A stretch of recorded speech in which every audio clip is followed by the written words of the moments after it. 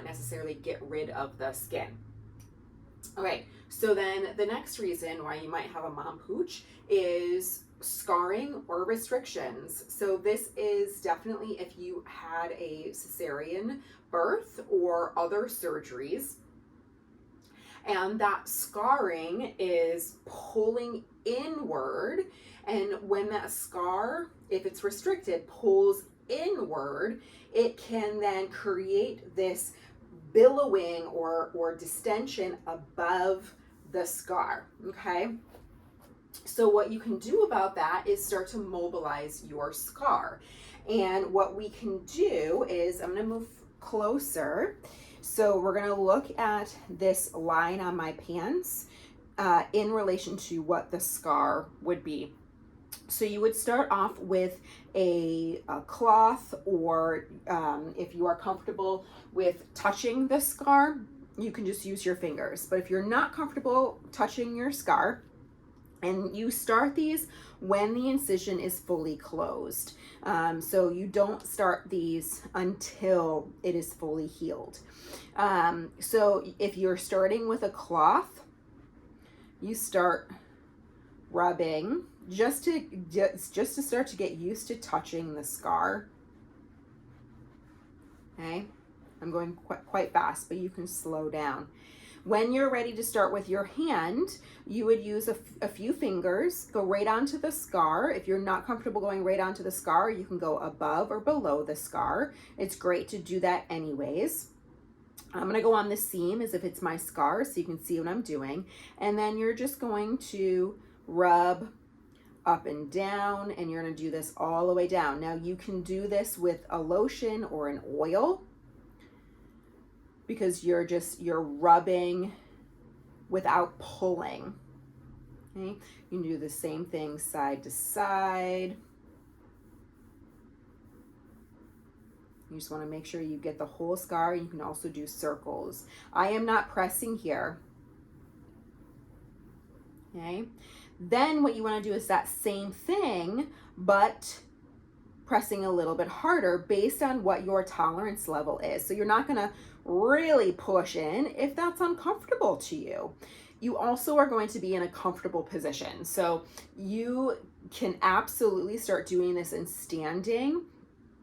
But if it is sensitive, that's not where I would start. I would start lying down, maybe on your side, in a position where you feel relaxed and calm in, and then eventually start to move into different positions because those different positions, your scar may react differently. So then you're just going to gradually press deeper, and again, you're just going to rub up and down, all the way across, side to side, circles, and you're just going to gradually get deeper with that. Then you are going to do movement by pulling the skin without lotion or oil. So your fingers are going to be on the scar, and you're going to pull down, you're going to pull up, and you're going to see how that feels. Is it pulling above and beyond? Is it tight? Is it uncomfortable when you do that? And you're going to do that all the way down, and you can do 5 to 10 pulls up and down at each spot. But if you find a spot that's, let's say this way, feels super tight, then you can just hold that, breathe through it, as long as it's not more than a 3 out of 10 pain. You also then do side to side. So you pull the skin side to side all the way across, again looking for tightness. And then you can also do diagonals. Okay, so diagonals, same thing. You're looking for a tightness or a pulling sensation, maybe even a puckering. And then you do that at varying levels. So you're lightly doing it to start off with, and then you gradually go a little bit deeper so that you're getting to those deeper layers of the tissues. Once you start to feel okay with that, that the scar is starting to move a little bit more, then you can start doing some skin rolling or some skin pulling. If it's hard for you to grab, you can also use a cup. But if you are grabbing, what you're doing is you are grabbing the skin around the scar and trying to pull that scar up and away from the tissue underneath. And so you can use both hands to do this, grab it, and then you can also roll it between your fingers. This all should not be painful. It might feel tight, it might have other sensations, but it should not elicit a pain response. Okay? And then you can do bigger grabs. You can do bigger grabs all around your scar. Okay, in different directions. It's hard to do in standing, but that is a great way to start to improve the mobility of your scarring that may be contributing to that mom pooch.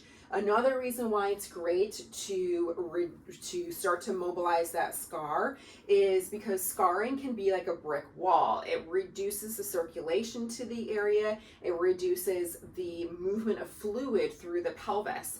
And that reduction of movement through the pelvis can impact your digestion and inflammation, or kind of a settling of fluid. And so that in itself can also make for some bloating, which may be contributing to the mom pooch.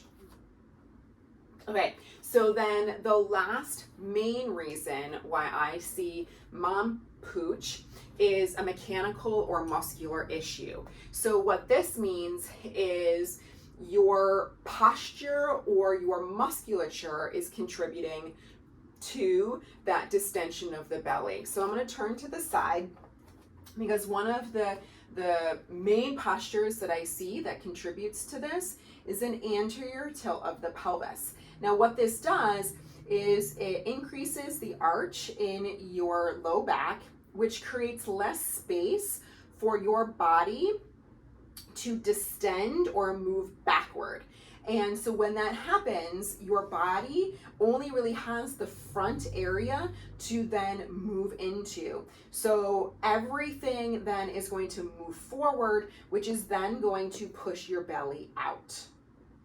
Okay, so a great, if you find yourself always falling into that posture, that's just your default, that's where your body lives. And say you have other issues like low back pain or pelvic floor dysfunction, it's not just the aesthetic of the mom pooch, then I would want you to try to improve your ability to not have that be your default posture. A great exercise to do this with is starting on your back and have your legs up on a chair or a couch. I'm going to use the wall, which is a more advanced version of this exercise. But to start off with, I would have you put your legs on a chair or a stool or a couch, something that your heels can rest on. So what you're going to do is you are going to lie on your back with your legs up, resting at 90 degrees at the heel, 90 degrees at the hips. You may put something between your knees if you feel like you need a little extra connection to keep your legs in this parallel position. It could be a block, it could be a pillow, blanket, a ball, something that just can help you stay in this position. The other thing that you can do to help you in this position is roll up a towel or a blanket and put it underneath your low back, because if your default is to go into that anterior tilt, you might have a pretty high arch in your low back, even with lying down. And so bringing something underneath your low back gives you the tactile input into your back that you are actually moving your pelvis in the position that you want to be doing. If that is not comfortable for you, you can also take a whole bunch of pillows I'm going to use blankets for this, but you can take some pillows or fold up some blankets. And then what you want to do, get this all situated.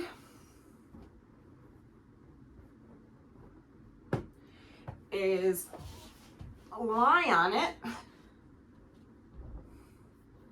so that you are rounding your back, okay? So it's lifting you up, you're rounding your back a little bit and allowing your low back to kind of fall towards the floor. So either one is fine based on what it feels like in your body. You also may not need it, but I would recommend trying one or the other to start off with. Then what you're going to do is you're going to put your hands underneath your butt.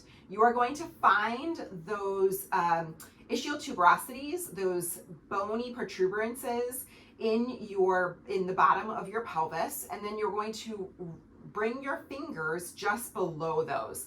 Now they should be resting on your upper hamstrings.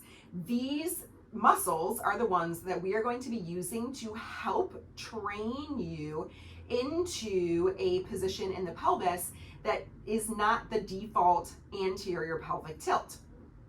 So your hamstrings are attached to your pelvis. What they partially do is pull your pelvis under, okay? They also bend your knee, and we're going to use both of those mechanics to help us with this. So what you're going to do is you are going to press your feet into the couch or chair or whatever you have. I'm going to pull them down the wall, and at the same time, I'm going to be thinking about pulling my sit bones towards the back of my knees. Now I want to do this without letting my knees drop out and without using my glutes. My glutes should be soft and off, okay? We want your hamstrings, which is why you're having your hands placed right below those sit bones so you can feel if they are turning on. It might not feel even to you. One might be turning on more than the other, so you might need to press a little bit harder with one side. You can also tap to say, hey, waking up, hello, hello, hello. And then you're gonna hold this and you're going to breathe. So you're gonna inhale and you wanna fill your back. Inhale into your back. Exhale. Exhale without over contracting your abs, without over contracting your pelvic floor. Just do a really mild contraction if you have that connection. If you don't have that connection, just use your exhale and imagine that the pelvic floor is moving up and in. The abdominals are creating this kind of zipper effect from the pubic bone up towards your ribs. And you hold this position so your hamstrings are still on. Do 2 to 3 breaths. Relax the muscle contraction, but don't flap out of the position because we're trying to retrain the muscles and the body to associate this position as the default position, which is going to bring more balance into your body. Once you've done about 5 reps of those, then I want you to stand back up and see where you fall into, okay? That hopefully helps you fall into more of a neutral position where you're not dropping forward. And then what you want to do is just be mindful of that with movement, with activity, and you might need to add in some of that hamstring awareness into certain exercises to improve that connection and help you not drop into that anterior tilt. The other mechanical muscular issue that I see happen that contributes to a mom pooch is overpowering or overworking muscles in your abdominals that are pushing out in the belly. So what I mean by that is your upper abs, so your upper rectus muscles, which attach from your ribs down to your pelvis. If these muscles turn on first and work too much, so they turn on too much. If we picture a dial tone on for our volume, they are cranked up to 10. Okay, and so if that happens, what happens is this. So they contract, our low belly puffs out. Okay, so the woof, way up to 10 when you're contracting. So I see this a lot when people try to pull those ribs down.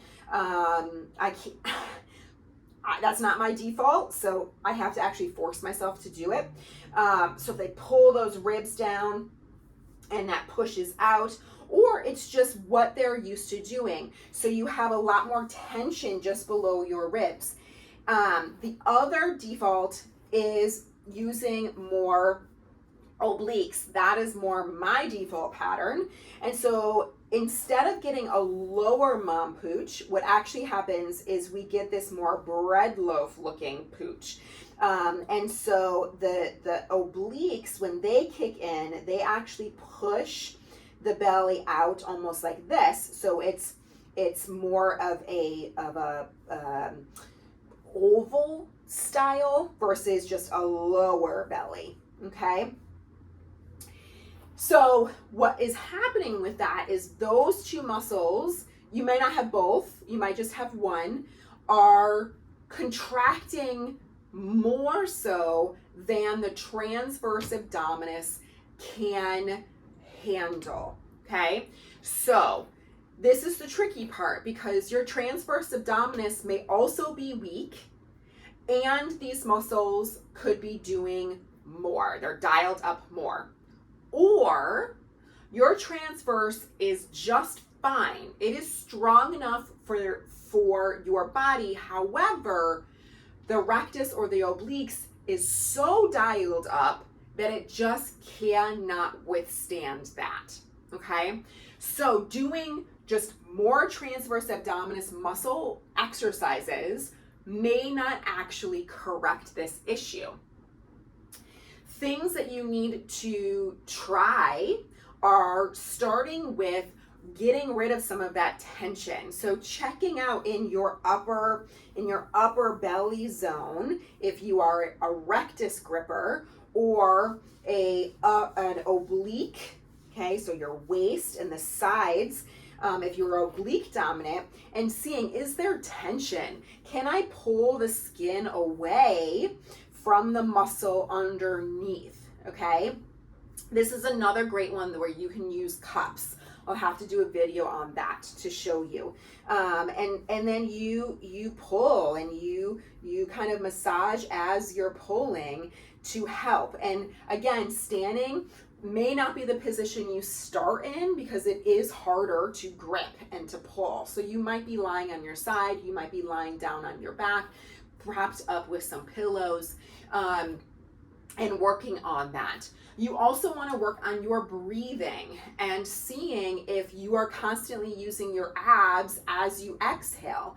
So you want to then start to train your body not to use your abs every single time you exhale. Your abs are not part of resting exhale. They are part of a forced exhale, which is not what you need to do every single time you exhale. It's not what you need to do even with every single type of exercise. So what you want to just try to work on, again, in a position where we're gonna go on our backs, you are in a supported position, so that you don't feel like you have to pull those ribs down. And then you're just gonna work on breathing into your ribs, and then as you exhale, allowing your belly to stay soft as you exhale. You can be in that 90-90 position when you do this. You might actually find that it's easier for you to do it in that position with your legs supported. You can try this on your side. Okay, You can also be all propped up if you want to be, but you can be on your side, hand on your ribs, breathing into your back. And then again, you're just facilitating your ribs coming down without using your abs to pull them down, okay? So really what you're doing is you're learning you're retraining your muscles and learning how to not turn them on when they're really not needed, okay? And then once you start to get that under a good pattern and in a much better control in that, you can start to see, okay, I'm gonna go back into this position. If I start to think about my bottom up exhale, where the pelvic floor starts the exhale and then we zip up through the transverse, what is my control here? What is my coordination? And so it's inhale into your back, exhale. The pelvic floor just thinks, I want to draw up and in. This is not a max contraction. If we're thinking about those dials, we're not going up to 10. We're going still under 5, okay? Just a little bit until you start to feel the in between your ASISs, the front of your pelvis, okay? Right in through here, start to feel that turn on. Again, this should be able to turn on without up here gripping and pulling in. And then hopefully you can start to increase this contraction with a very uniform abdominal contraction, and you don't feel your upper abs gripping, you don't feel your obliques gripping, depending on which one you are. And then you start to use that awareness and that connection into other exercises, making them more challenging, progressing them, loading them, so that you can see which movement patterns you go back into your default with, and then you start to go back into, okay, I need to work on just my breathing with this movement, or I need to really dial back how much I'm trying to contract here. So there are some other things that you can think about in terms of all of these, but really those are the main issues as to why I see a mom pooch. And they can all be addressed if they are aesthetically bothering you, or if it is because of this mechanical or muscular or scar issue, and it is actually contributing to dysfunction in either your pelvic floor. You've got pelvic floor symptoms, or you've got low back pain or back neck pain, and it's not because of the mom pooch, it's because of the other things going on. The mom pooch is also just a symptom of those other things, okay? And you might have multiple going on. You might have scarring and an anterior tilt, and you grip. So you have to, you may need to address multiple things, not just one, but pick one to start with. And I would start with these in the order that I presented them, in terms of start with the scarring, and then do the mechanical stuff. The